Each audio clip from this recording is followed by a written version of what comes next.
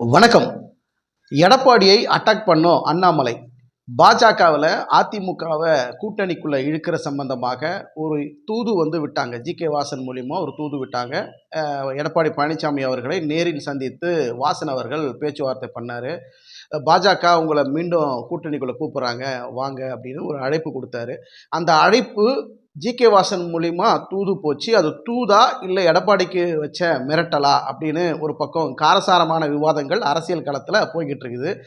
இந்த நிலையில் எடப்பாடி பழனிசாமி அவருடைய அதிமுக வட்டத்துக்குள்ள ஒரு மிகப்பெரிய கூட்டணி அமைக்கணும்னு எடப்பாடி பழனிசாமி மிகப்பெரிய வியூகங்களை வகுக்கிறாரு. அந்த வியூகத்துக்கெல்லாம் ஒரு முற்றுப்புள்ளி வருமா இல்லை தொடருமா கமா வருமா பல்வேறு கேள்விகள் இருக்கிறது. காரணம் என்னன்னா, தேமுதிக அதிமுகவில் இணைக்கணும், பாமகவை அதிமுகவில் இணைக்கணுங்கிறது எடப்பாடியினுடைய டார்கெட். ஆனால் அதெல்லாம் முறியடிக்கக்கூடிய வகையில் எடப்பாடியை அட்டாக் பண்ணி பல காய் நகரத்தில் அண்ணாமலை சாதுரியமாக செயல்படுறாரு. அதிமுகவை எப்படியாவது பாஜகவில் இணைத்தே ஆகணுன்றதுனால தான் ஜி.கே. வாசன் அவர்களை எடப்பாடியை சந்தித்து பேச்சுவார்த்தை நடத்தினாங்க. அது இன்னைக்கு ஒரு தொய்வாகவே இருக்கிறது. இதன் காரணமாக நேற்று ஜி.கே. வாசன் அவர்கள் டெல்லி சென்றிருக்கிறார். டெல்லியில் பாமகனுடைய கட்சி சார்ந்த தலைவர் அவரை அன்புமணி ராமதாஸ் அவர்கள் ஜி.கே. வாசன் சந்திக்கிறாரு. அந்த ஒரு பக்கம் இருக்க, தேமுதிக பாமக அதிமுகவில் இணைவாங்களா இல்லை பாஜகவில் இணைவாங்களா? கிட்டத்தட்ட பார்த்தீங்கன்னா 95-99% பாமக அன்புமணி ராமதாஸ் அவர்கள் பாஜகவில் இணைவதற்குண்டான வாய்ப்புகள் அதிகமாக இருப்பதாக சொல்லப்படுகிறது. அதனைத் தொடர்ந்து தேமுதிகவையும் பாஜகவில் இணைக்கிறதுக்காக பல்வேறு கட்ட பேச்சுவார்த்தைகளும் தொடர்ந்து நடைபெற்று கொண்டு இருக்கிறது. அப்போ பார்த்தீங்கன்னா தேமுதிகவும் பாமகவும் பாஜகவில் வந்துடுச்சுனாக்கா, இப்போ அதிமுக சைலண்டாக இருக்கக்கூடிய ஒரு சூழல் இருக்கிறது. கடைசி நேரத்தில் அதிமுகவை பாஜகவில் இணைக்கிறதுக்கு உண்டான வேலையில் தான் அண்ணாமலை முழு வீச்சில் ஈடுபட்டிருக்கிறாரு. பாஜகவின் தலைமையிடம் அண்ணாமலைக்கு கொடுத்துருக்கிற ஒரு அசைன்மெண்ட் என்னன்னா, எடப்பாடி பழனிசாமி அவர்களை எப்படி என்ன பண்ணி ஏது பண்ணின்னு தெரியாது, அதிமுகவை நம்ம பாஜகக்குள்ள கூட்டணிகளை கொண்டு வாங்க, இதுதான் சரியான நேரம். வருகிற நாடாளுமன்ற தேர்தலில் பெருவாரியான தொகுதிகளில் பாஜக வெல்லணும் அப்படின்னா அதிமுக நம்ம கூட இருக்கணும். அதே நேரத்தில் தேமுதிக பாமக மற்ற சின்ன சின்ன கட்சிகளை நம்ம கூட இணைத்துக்கிட்டு மாபெரும் களத்தை வருகிற நாடாளுமன்ற தேர்தலை எதிர்கொள்வோம்.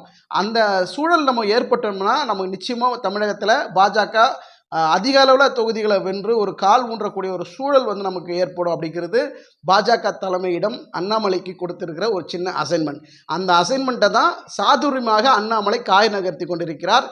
இன்று ராணிப்பேட்டை மாவட்டம் அரக்கோணம் பகுதிக்கு என் மண் என் மக்கள் அப்படிங்கிற பாத யாத்திரை அரக்கோணத்துக்கு இன்று மாலை 5 மணிக்கு மக்களை சந்தித்து பேசுவதற்காக ராணிப்பேட்டை மாவட்டம் அரக்கோணத்துக்கு வருகிறார்.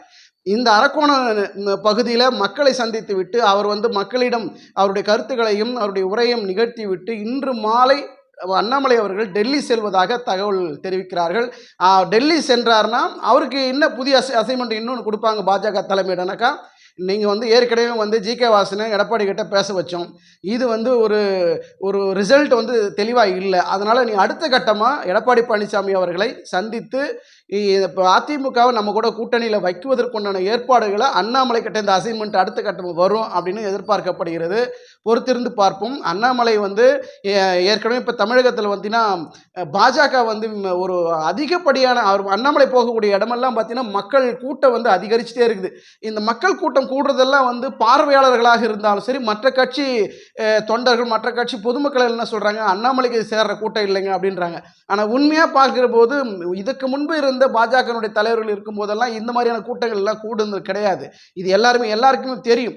எப்பவுமே ஒரு விஷயம் நல்ல நிலையில போய்கிட்டு ஒரு பெருவாரியான வெற்றிகளை நம்ம பெறும் பொழுது விமர்சனங்கள் அதிகமாக வரதான் செய்யும். அதெல்லாம் ஒன்றும் இல்லைங்க, அது கேர்லெஸ்ஸாக நம்ம பேசுறது, ஒரு மற்றவர்களை குறைத்து மதிப்பிடுவதெல்லாம் எல்லாருக்கும் இயல்பான ஒன்று.